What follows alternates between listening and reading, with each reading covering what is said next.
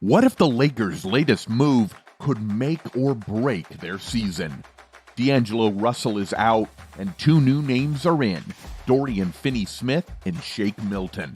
But does this blockbuster trade set them up for glory or disappointment? The Lakers are no strangers to making bold moves, and their recent trade is no exception.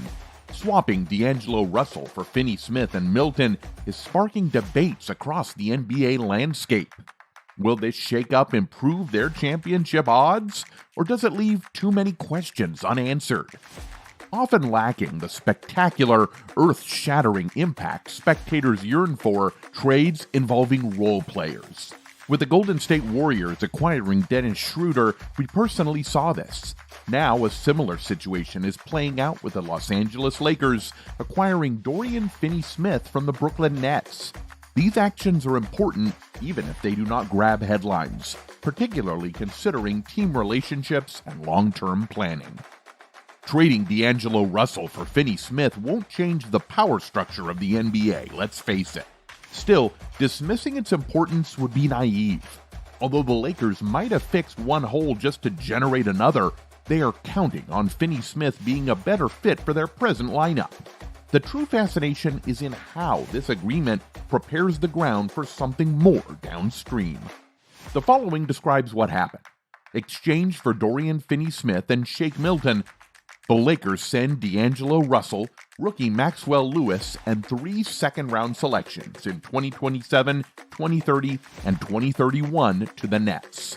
Specifically, the 2027 selection only belongs to Brooklyn should it not result in Utah, depending on whether LA's first-rounder that year makes it into the top 4.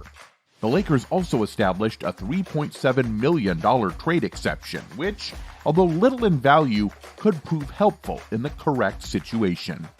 At best, Shake Milton is a depth guard who stresses scoring but does little else. He is a throw-in rather than a centerpiece, as his contract is low and non-guaranteed beyond this season. Of course, Finney-Smith, a flexible stretch 4 who could even moonlight as a small ball center, takes the front stage. Renowned for his aggressive defense, Finney-Smith gives LA's front court much-needed toughness. His finest days could be behind him at 31. His career average of 35.9% is more reasonable than his blistering 43.5% three-point performance in Brooklyn this season. Still, he stands as a major improvement over the Lakers' bench choices for forwards. On paper, several sophisticated measures rank Russell somewhat higher than Finney-Smith, yet context is crucial. Finney-Smith might be more valuable to the Lakers for this season. Russell's presence defensively heightened LA's weaknesses, sometimes leaving lineups vulnerable. Russell's performance was offensively behind that of his outstanding 2023-24 year. Young talents like Max Christie and Dalton Knecht have also risen up sufficiently to lessen the obvious absence of Russell. Still, the Lakers' backcourt is suddenly considerably more precarious. Although Russell might have struggled as a starter, Christie and Knecht lack the playmaking and shot creation skills Russell offered. Thus, they are not ready to take over. Starting Finney-Smith brings fresh lineup complexity. LeBron James might be pushed into guarding small forwards, and Austin Reeves onto point guards by his presence, an unfortunate situation for defensive stability. Using Finney-Smith as a sixth player would be maybe the better approach, since it would let him control the front court backup minutes and maintain LeBron in his natural position. The Lakers might alternatively try early substitutions to rotate Finney-Smith and James into their desired roles as power forwards. Let's discuss the elephant in the room. This trading does not turn the Lakers into title contenders. The Lakers had a negative point differential even before this move, even with James and Anthony Davis healthy for much of the season. Teams with such scoring margins usually linger around 500. This alone won't alter that trajectory. Still, it offers a minor improvement at a very reasonable price. More crucially, it holds 3 future first-round picks, LA's most coveted trade assets, for a possible blockbuster deal. The Lakers are keeping their trade options available by being able to guard their 2031 first-round pick, even though they traded the matching second-rounder. The Lakers still lack a consistent third star behind James and Davis. Hence, the fundamental problem stays the same. Although Finney-Smith's defensive grit is much appreciated, he is hardly the solution for LA's star power shortfall. Worse, this trade removes Russell's large expiring contract as a trade chip, therefore requiring the Lakers to rely on gathering smaller contracts in the next transactions. This is how that may look. The expiring $3.9 million contract of Gabe Vincent, Rui Hachimura, Jared Vanderbilt, and Jalen Hood-Schifino aggregates to produce $43.6 million in departing pay. This allows the Lakers considerable freedom to seek well-known players such as Zach LaVine at $43 million, Anthony Simons at $25.9 million, LaMelo Ball at $31.5 million, or perhaps De'Aaron Fox at $34.5 million. Convincing other teams to embrace contracts with maybe negative value will prove difficult. Right now, the Lakers have to strike a careful equilibrium. Although Finney-Smith improves their bench and offers a defensive anchor, his signing does not address the more fundamental problems afflicting the club. If anything, this deal seems like a setup for something bigger, a forerunner of a change that would redefine their championship goals. LA's willingness to gamble with its remaining assets and the trade market's cooperation will determine whether that move materializes. Until then, the Lakers' season depends on maximizing their small improvements and hiding their still glaring flaws. Midstream deals for the Lakers often present logistical difficulties, particularly if several players are involved. The team possesses a range of expiring contracts that might be assembled for trades, including Christian Wood at $3 million, Jackson Hayes at $2.5 million, and Cam Reddish at $2.5 million. Although these guys have only made small contributions this season, their contracts provide the Lakers great freedom to make another action. But lately, added players like Dorian Finney-Smith and Shake Milton cannot be included in trade packages yet, thereby restricting immediate alternatives for aggregating contracts into bigger transactions. Conversely, Austin Reeves' deal seems to be a great advantage. Should the Lakers want to pursue a more major upgrade, his positive trade value gives him a rare negotiating chip. Looking forward, Finney-Smith's deal offers fascinating opportunities.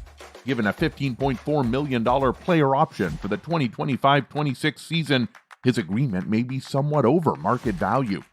Under the first apron, the Lakers might choose to renegotiate with Finney-Smith next summer, possibly signing him on a reduced annual pay over more years to provide financial flexibility. Under this strategy, the Lakers may keep a valuable role player while controlling long-term pay restrictions. Until now, though, this will be an issue next summer. The most urgent concern is whether the Lakers will take another action to turn their present lineup into a real title contender. Their recent transaction shows a meager improvement, but it leaves their first-round picks unaltered, a strong indicator that they are maintaining their options open for a possible blockbuster move.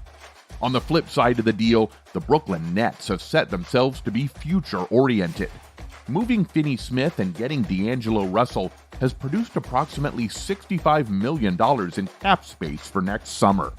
With this financial adaptability, the Nets can chase free agents or carry out extra transactions to change their squad. Additionally, valuable before the trade deadline might be Russell's expiring contract. Teams wishing to offload dead salary and add a quality bench scorer could find him enticing, therefore enabling the Nets to get still another second-round choice. Fascinatingly, but inadvertently, trading Finney-Smith might have improved the Nets temporarily. The club had struggled defensively without a real point guard since Dennis Schroeder's trade. Russell's playmaking and scoring prowess give the Nets just enough of an offensive boost to keep them competitive in contests that may have otherwise been defeats. Still, his long-term fit with the Nets remains dubious, especially considering their present posture just above the luxury tax level. The Nets might waive players like Jalen Wilson or Keon Johnson before January 7th, the date for contract guarantees, to handle their tax issues. The team would save about $1 million and fall under the tax line with this action. Neither athlete has shown noteworthy performance this season, hence either one is probably a release candidate. For Brooklyn, the Milton for Lewis part of the transaction also provides further financial savings, roughly $1 million off their cap sheet. Maxwell Lewis may only see limited G League activity and is far from NBA ready, but having promise. The Nets will probably assess his improvement throughout the summer before deciding whether to keep him. Brooklyn's choice-making has some really interesting elements, including the road not chosen. NBA source Mark Stein claims that in exchange for Finney-Smith, the Memphis Grizzlies apparently offered John Conchar, Luke Kennard, and a protected first-round selection. This arrangement also contained the prospect of a second-rounder returning to Memphis. From Brooklyn's vantage point, this offers an interesting what-if. Along with Conchar and Kennard, a late first-round pick from Memphis in 2025 may have been a great haul. Still, the Nets decided to gamble on the Lakers' future, giving 3 second-round picks first priority over a late first-rounder and extra players. Though the trade wasn't a clear-cut success, Brooklyn's belief in their capacity to extract value from Los Angeles' selections informs the choice. The Lakers' deal for Milton and Finney-Smith is a cautious step forward rather than a radical change overall. It maintains its most prized trade assets for a possible larger transaction down road and keeps its roster competitive. For Brooklyn, this move is about keeping the freedom to change their roster, amassing future assets, and cutting pay. Both teams position themselves tactically for the future, even if neither made a spectacular action. The stage is set for greater activity as the trade deadline draws near. It is yet unknown if these deliberate actions will pay off. The Lakers have taken a calculated risk, but is it enough to bring another banner to the rafters? What do you think of the trade? Was it a win or a miss? Let us know your thoughts in the comments below. And if you're as excited about the trade deadline as we are, don't forget to like, subscribe, and hit that notification bell so you never miss an update on the latest NBA news and analysis.